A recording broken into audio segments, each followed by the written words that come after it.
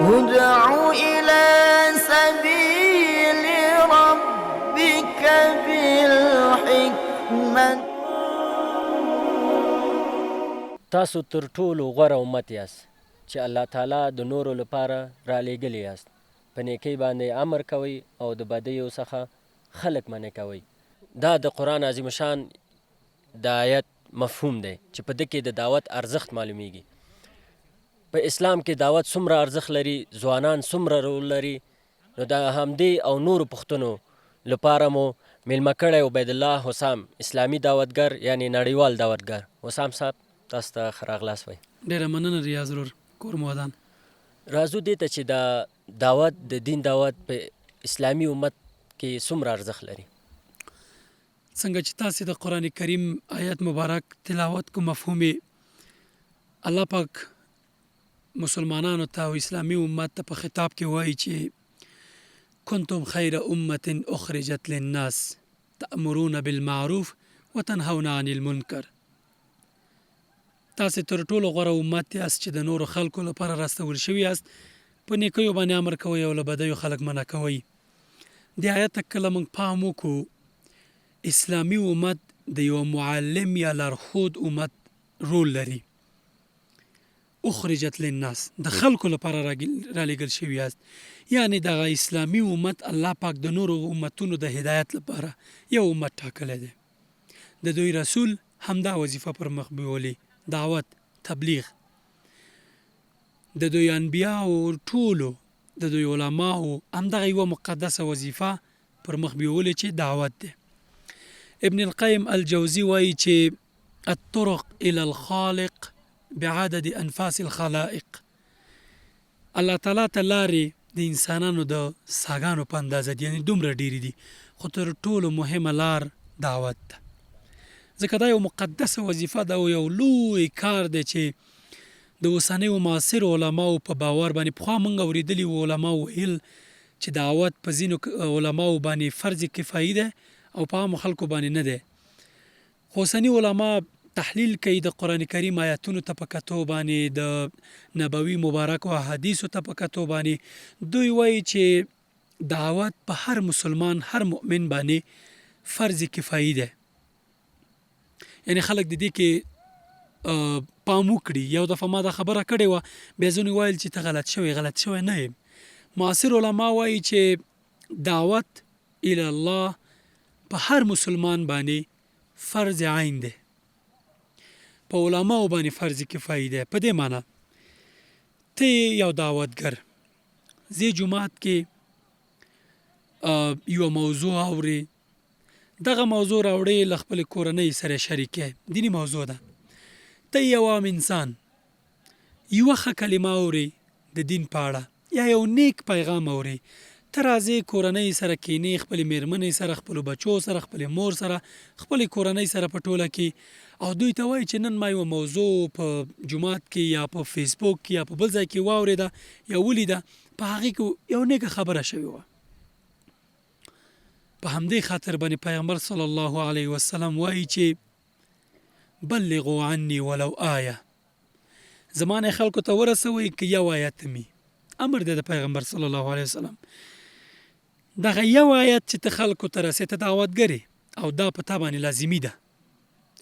ځکه الله پاک په قرآن کریم کې فرمایي چې ومن احسن قولا ممن دعا الى الله وعمل صالحا وقال انني من المسلمین. تر دې بله غوره خبره چیرته ده چې څوک د الله پاک لارې ته دعوت وکړي او ووایي چې زه مؤمن یم او په دې وویاړي او بیا بالاخره مؤمن او ایمان راوړي.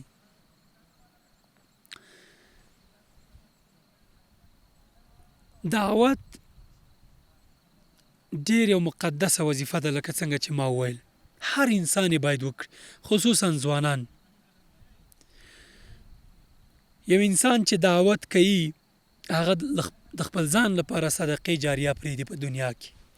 هغه صدقه چې کله دی مري، د ده نه بعد دغه علم چې خلکو ته رسولی، دغه نیکه وینا چې خلکو ته رسولي، د هر یوې ثانیې، د هرې نیکې خبرې، د هر کس چې دی هدایت کیږي یا یو د په خبره باندې یو بل طرف ته د الله تعالی طرف ته رجوع کوي ته په خیر کې شاملې یعنی د اجرونو یو پراخه شبکه ده ته یو چاته دعوت وکړه کله پاک هغه ته هدایت وکړ که هغه بل چاته هدایت وسیله شو یا بل چاته دعوت وکړ د هغه اجر او پسې همدومره څومره چې سلسله ده تا ته اجر راځي هغه چاته اجر ورسیږي چې تا ته دعوت کړی دی او په داسې حال کې چې ستاسو د ټولو اجرونو هیڅ نه کمیږي نو دعوت که زه وایم چې په نړۍ کې یوازینۍ وظیفه چې هر انسان یې باید ترسره کړي د انبیاو وظیفه هغه دعوت دی مننه ماشاءالله راځو دې ته چې د اوسني عصر کې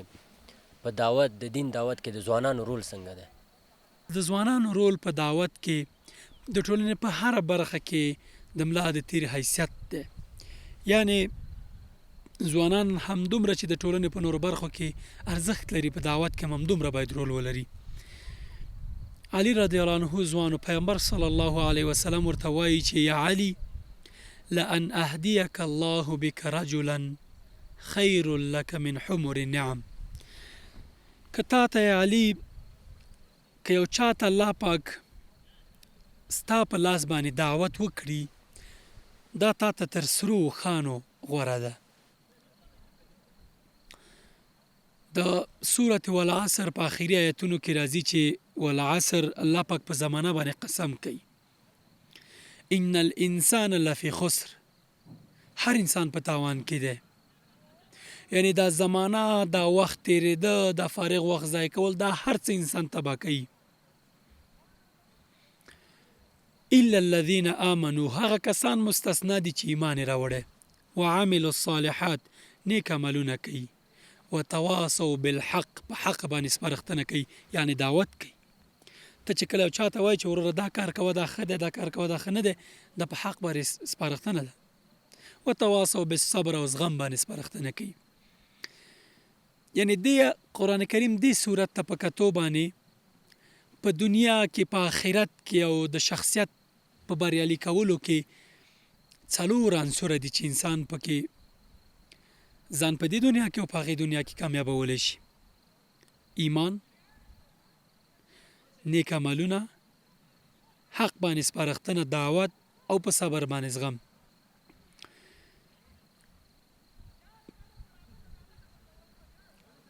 د دعوت لپاره تر ټولو مهم فاکتور چې یو انسان باید ولري تر ټولو مهم عنصر هغه علم دی علم د دعوت اساس دی یعنی ته چې کله علم کوي دعوتګر جوړېدی شي بې علم انسان دعوتګر نشي جوړېدی ځکه چې ته باید یو څه زده کړې بل ته یې ووایي علما وایي چې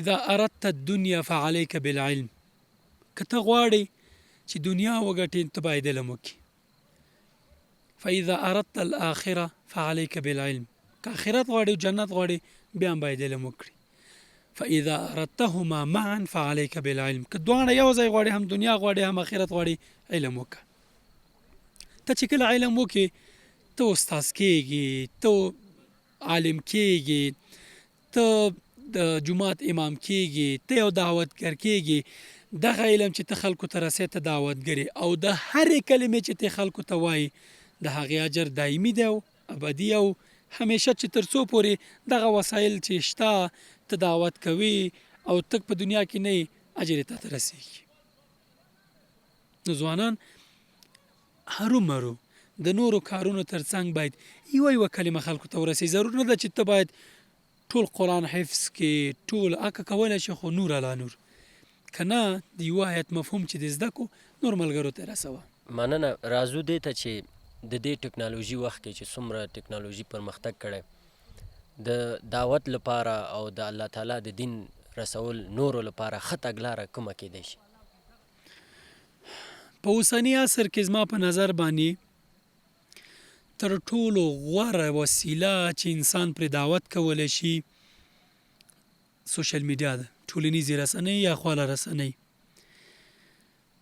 عام محضرونو کې غونډو کې راټولېدنو کې د هر څه کې باید دعوت وشي خو که یو عالم غواړي په یوه وخت کې خپله انرژي خوندي کړي په یو وخت کې ډېرو انسانانو ته ګټه ورسوي باید دعوت وکړي. ځکه زه چې کله ویډیو جوړوم کله ته میلیونونه انسانان ګوري ستاسې ویډیوګانې حکمه پودکاسټ دا چې کله تاسې خپروئ زرګونه لکونه انسانان یې ګوري په یوه وخت ستا پیغام میلیونونه انسانانو ته ورسیږي ته تر ټولو غوره انسان یې ریاض استاد.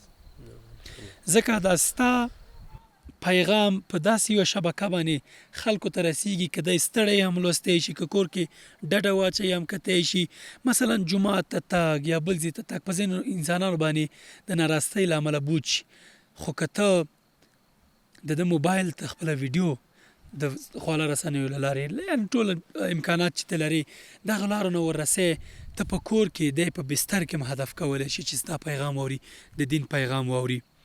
له بده مرغه زموږ ځینې علما دي چې تر اوسه پورې له خواله رسنیو سره بیخي بلد نه دي. زموږ یو ډېر تکړه دکتور استاد و هغه ته ورځ ما ویل چې استاد د اوسنیو معاصرو علماو فتوا ده چې هر عالم چې هغه دعوتګر او عالم یا هغه که فیسبوک ټویټر ویب سایټ ونه لري دا رغنده رول نه لري په ټولنه کې او د دعوت اغیزمن نه اغیزناک نه. نو هغه وویل چې زه د برخه کې فعال نیم او یا بیخي سره بلد نیم او اندېښنه یې درلوده چې خدای خبر چاته به ورسېږي که نه. ما ورته ویل چې زه در سره همکاري کوم. ما د فیسبوک یوه صفحه جوړه کړله په نه پوهېږم په 10 ورځو کې څو ورځو کې 15,000 کسانو خوښه کړه. بیا د خپل استاد لیکنې راکولې ما به پوسټ کولې د دې په خاطر د علما باید په دې رسنیو کې ریاض ورو دغه رسنیو کې دومره ناخوالي دي دومره لوپریانې دي دومره وخت ضایع کوونې دي چې کله یې ووینې د انسان زړه خفه شي. پوهېږئ ولې دومره ځکه چې موږ پکې نه یو زموږ علما پکې نشته زموږ دعوتګران پکې نشته. اوس الحمدلله کله کله ځوانان یې نه ډېر ښکلي پیغامونه راخلي فیسبوک ته یوټیوب ته دوی ته اچوي لکونه کسان یې ګوري یوه جمله پکې ښایي دا ډېر رغنده رول لري. یعنې ته که په ټولنیزو رسنیو کې ونه اوسې ستا ځای بل کس نیسي او دا منفي پیغامونه چې دوی جوړوي دغه لوپریانې ځینې خلک کوي دغه بې معنا پیغامونه خپروي ستا ځای دوی نیسي او ټولنه دوی ډایرکټ کوي یا لیدلوری ورکوي ټولنې ته.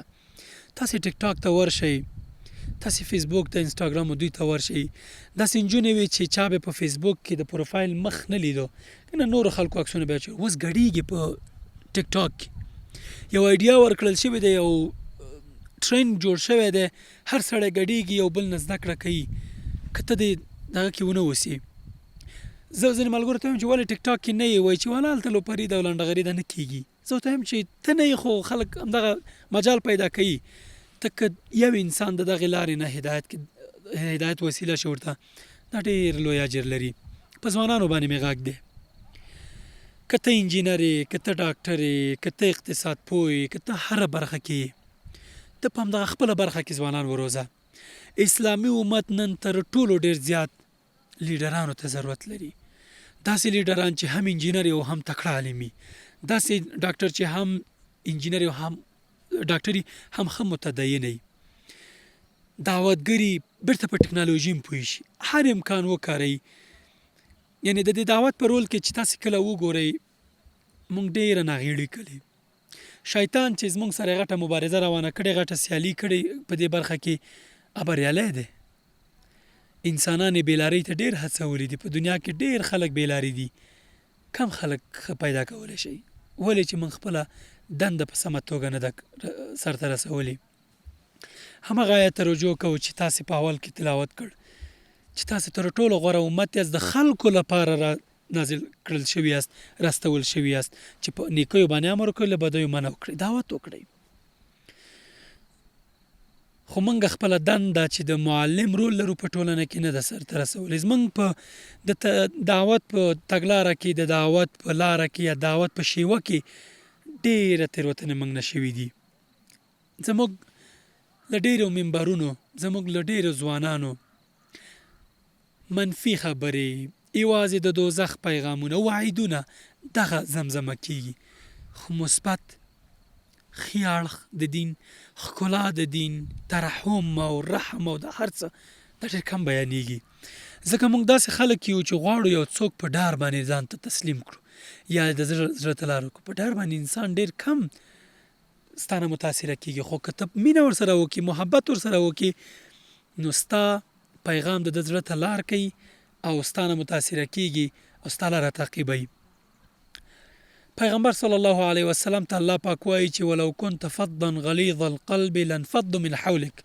که ته سخت زړی وی پیغمبره، دا خلک به ټول تانه تیت شوي وو.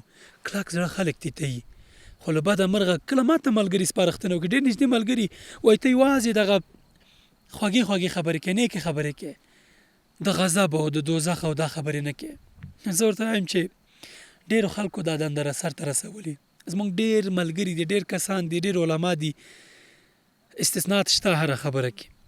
هغوی همیشه خلک ډارولي، د دوزخ له کندو یې خبرې کړي. دا ضرور ده چې باید وشي، خو د هغې کم، یعنې زه هم توازن باید وساتې. که ته یو چا ته ښه خبره کوې، ترحم په اړه خبره کوې، ته باید وګورې چې دی څومره مثلا مشکلات لري، بیا ورته واحد خبره مو وکړه. څه مه کوه چې یوازې ښې خبرې، ترخې خبرې، سختې خبرې. د پیغمبر صلی الله علیه وسلم تګلاره دا وه چې په ډېره مینه، محبت او په ډېر حکمت او ښه لفظ باندې خلک دعوتول. د پیغمبر صلی الله علیه وسلم ژوند په اړه څېړنې شوي دي، وایي چې 93% د پیغمبر صلی الله علیه وسلم ژوند ټولنیزو، د ښځې او میړه ترمنځ رابطو، د اجتماعي، سیاسي او ټولنیزو موضوعاتو ته ځانګړی و. 2% غزواتو. من د اخترونو په ورځ، په نورو ورځو کې غزوات بیانوو، خو د هغه ټولنیز راشه درشه دغه مسایل مو نه دي بیان کړي، ډېر کم یې بیانوو. الله پاک په قرآن کریم کې وایي چې ادعو الى سبیل ربک بالحکمه والموعظة الحسنه. د الله تعالی لارې ته په حکمت او په ښې خبرې، موعظه حسنه باندې دعوت کوئ او خلکو ته سپارښتنه کوئ. نو دغه حکمت زده کول پکار دي، دغه نیکه خبره زده کول پکار دي، په مینه محبت خلک دعوتول پکار دي. تر ټولو مهمه همدا ده چې انسان او تر ټولو بریالی انسان هغه دی چې په حکمت ځان وپوهوي او حکمت زده کړي. راځو دې پوښتنې ته چې دعوت کې بعضې خلک یا ډېر خلک اجباري رول لري، یعنی وایي چې ته باید دا وکړې، ته باید داسې شی وکړې او ته باید دا کار وکړې. دا د اسلام نگاه نه څنګه ارزیابي کوي؟ قرآن کریم یې جواب وایي. پیغمبر صلی الله علیه وسلم الله پاک وایي چې لست علیهم بمسیطر، ته په دوی باندې حاکم دغه نه چې ته نفر راونیسه په زورې دعوت ته راوله. وما علینا الا البلاغ المبین، موږ باندې هیڅ نه دي مګم دا چې نیکه خبره یو چاته وکړو. د دعوتګر، د مسلمان، د عالم، د هر هغه څوک چې دین لارې ته خلک را دعوتوي، مسؤلیت یې دا دی چې یو ناروا ویني، یو خراب کار ویني، یو چاته وایي چې ورور دا مه کوه، سپارښتنه ورته وکړي. بلاغ المبین، اخوا ته په چا باندې واکمن نه. پیغمبر صلی الله علیه وسلم ته الله پاک وایي چې لست علیهم بمسیطر الا من تولى وکفر، ته په چا باندې مسیطر نه، سیطره نه لري، واک نه لري چې په زور راونیسه او په زور باندې د باندې خبره قبول کړه. لا اکراه فی الدین، په دین کې اکراه نشته. ته باید په دین کې نرمه خبره، یوازې هغه ته سپارښتنه کولی شي، د سپارښتنې رول لري. هغه ته په چا باندې ټاپې مه لګوه، تکفیري رول مه راوبوه، ته د چا باندې ټاپو وهلو حق نه لري. په حدیث شریف کې راځي چې یو څوک چاته منافق وي، فاسق وي، کافر وي، که هغه انسان د دې اهل نه وي، دا بیرته تا ته راستنېږي، ته فاسق کېږې، ته کافر کېږې، ته دغه کېږې. نو د پیغمبر صلی الله علیه وسلم رول په دعوت کې تبلیغي و، یعنی یوازې تبلیغ بیا کوو، نیکه خبره بیا کوله. وما علینا الا البلاغ المبین، په موږ باندې نشته مګر دا چې نیکه خبره وکړو. ځینې ملګري وینو چې په خلکو باندې د منافق، د فاجر، د فاسق او د کافر ټاپې لګوي. والله حیران شم چې ته په کوم اساس، په کوم رول، په کوم صلاحیت پیغمبر چاته کافر نشو ویل، الا دا چې په دغه باندې بیا پوه شي. الله پاک ورته وویل. امام ابو حنیفه، نور علما، امام شافعي، امام احمد، دوی دومره دقت کوو په دې موضوع کې، دومره ترې ځان ساتو، چاته به کافر نه وایو، ځکه چې ته څه مسؤلیت لرې د دې، ته څه پوهېږې تا ته به یو انسان ظاهر کې بد ښکاري اما تر الله تعالی ته به تر ټولو ښه الا دا چې یو څوک کفر کلمه ووایي په ظاهره باندې. نو زموږ او ستاسې رول په دعوت کې د سپارښتنې او د لارښوونې رول دی. معلم د وهلو ټکولو د زور او جبر نه دی. یعنې زموږ ځینې ځوانان دي یو کتاب دو کتابه ځینې مطالعه وکړي د واره راوځي میدان ته په ده ټاپه ولګوه په ده ټاپه ولګوه. زما درونه وروره ته یوازې همدومره چې معلومات لرې همدومره کفایت کې چاته معلومات ورکړي. د چا په اړه ستا نه د مفتیانو وظیفه نه ده چې ټاپه ولګوي پې حکم وکړي چې ته کافر یې الا دا چې یو څوک ظاهرا کفر بواتې وشي چې ثابت شي ترې نو ته څوک یې چا ثابته کړه کېدای شي تا نه هغه ښه انسان یي. دغه ځوانان نه یوازې دین ته بلکې ځان ته هم تاوان رسوي. یو عالم دی نه پوهېږم چې نوم یې زما د ذهن نه وتلی هغه وایي اسلام ته دین ته تر جاهلانو علماو یې ډېر تاوان رسولی دی. هغه علما چې نه په حکمت پوهېږي او تر جاهل جاهلي. مثلا ته یو انسان په لاره کې ودرې او ته وایي ته کافر یې ته شیطان ته موقع ورکړه چې په هغه باندې کار وکړي چې هغه رښتیا کافر کړي وسوسه ورچوي لا دینه کوي.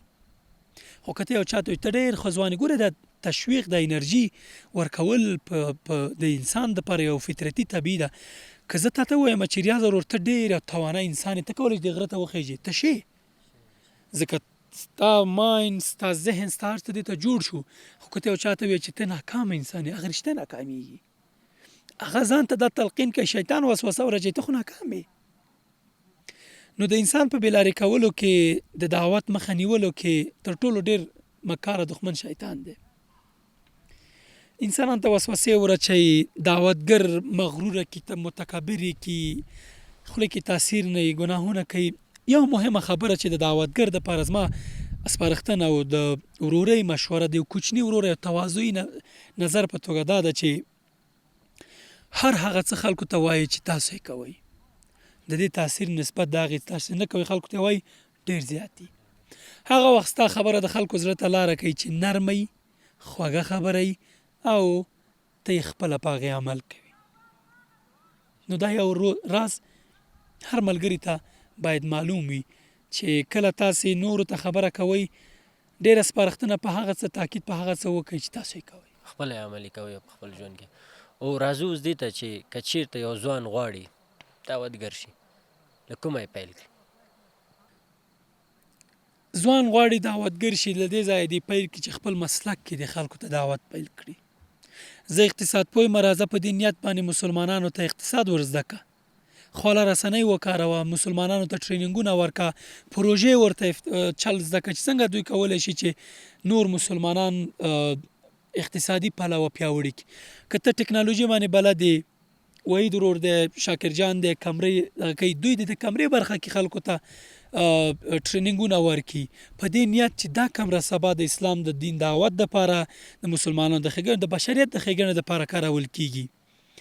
رحمت ورور په اقتصاد کې په نورو برخو کې ماستري لري ځوانانو ته اسلامي امت ځوانانو ته د پروژې پیل کړي. زه مثلا د دعوت برخه کې لږ څه نه څه تجربه لرم دعوتګران باید وروزم.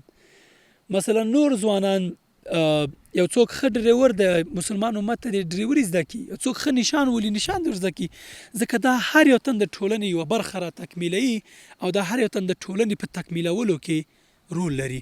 اوس که زه تا نه دعوت کوم موږ تاسې ټول تا نه دعوت وکړو نو د ټولنه کې اقتصاد به څوک کوي ډریوري به څوک کوي دا نور کارونه به څوک کوي. ټولنه یو مجموعه ده افراد لري هر فرد باید خپل مسلک مطابق په ټولنه کې کار وکړي. یو څوک د حقوقو کې ډېر ماهر دی مدافع وکیلان وروزه په ټولنه کې. یو څوک دی مثلا د خبرونو برخه کې د مطبوعاتو برخه کې خو هر شي دپاره به د نیت خیري او همیشه به دا نیت ساتي که ته یوازې دا لرګی ځان سره په دې نیت اخلي چې هلته مسلمان ته خیر ورسیږي ته ماجور یې. نو هره برخه کې هر ځوان د خپل مسلک مطابق د خپل کار مطابق ځوانان وروزي د خپل علم د ځوانانو ته ورسوي که هغه ټکنالوژي برخه کې ساینس برخه کې د نجارۍ برخه کې د مستریګرۍ برخه کې تر ټولو بهترین انسان هغه دی چې اوسنۍ زمانه کې بل انسان د کار خاوند کړي بل انسان ته موقع ورکړي چې رشد وکړي پیاوړی شي، شخصیت یې وده وکړي. دا بهترین دعوت دی. نور د الله تعالی لارې ته دعوت د هر انسان مسؤلیت دی. هر هغه انسان چې انجینري، ډاکټري، د طب په برخه کې مثلا خپل زده کړې وکړه، ترڅنګ یې یو آیت د قرآن کریم چې د زده کوو بل چاته رسوه، یو حدیث چې د زده کوو بل چاته رسوه. علما وایي هر انسان باید د دین اساسات زده کړي، چې هغه عقیده ده، دغه 15 بناوي دي د اسلام، په دغو کې باید هر مسلمان لازمي ده، واجبي ده چې دغه زده کړي. پیغمبر صلی الله علیه وسلم حدیث ده چې علم کول په هر نارینه مؤمن او مسلمان باندې فرض دي، ښځې باندې. یعنی هغه څه چې اساسات دي. اوس که ته اقتصاد لولې، ته باید داسې تګلاره ځان ته جوړه کړي چې 50% مطالعه دې یوازې په دغه خپل مسلک کې، 50% نور تقسیم کړه. مثلا 60% مطالعه دې یا 10% د اسلامي مضامینو ته مطالعه ته فکري مطالعه کوو. مسلمانان ځوانان دعوتګران تر ټولو زیات اړتیا فکري کارونو ته لري، مادي کارونو ته نه لري، نور شیونو ته نه لري، فکري. زمونږ ځوانان تر هغه چې فکر باندې کارونه کی، دا ځای بدل نه کی، دا ټولنه نه بدلیږي. صحابه رضی الله عنهم وګورئ، دوی په یوه خرما باندې به ورځ تیروله، خو امپراتوریان یې ماتولي. ولې؟ دوی سره فکر و، هغه یو فکر و، او هغه د الله تعالی رضا و، او د الله تعالی لارې ته دعوت و، او د الله تعالی په لاره کې مبارزه وه. امپراتوریان یې ماتولې، حیران پاتې وو چې دا څنګه کیسه ده، موږ دومره فوج او لشکر لرو، دا څو نفر عرب را پاڅېږي دغه غزي نه موږ ماتوي. فکر و، اخلاص و، او عمل و. دا درې شیونه د یو ځوان مسلمان دپاره ډېر زیات مهم دي. جزاک الله خیر وسام صاحب چې زموږ دعوت مو ومنه. خویندو ورونو، الله تعالی دې وکړي چې تاسو د حسام صاحب په خبرو باندې عمل وکړئ او له ننه یې شروع کړئ، له ننه یې پیل کړئ. انشاءالله داسې وخت به راشي چې تاسو هم دعوت وکړئ او تاسو لپاره به صدقه جاریه وي. تر بیا مو الله په امان.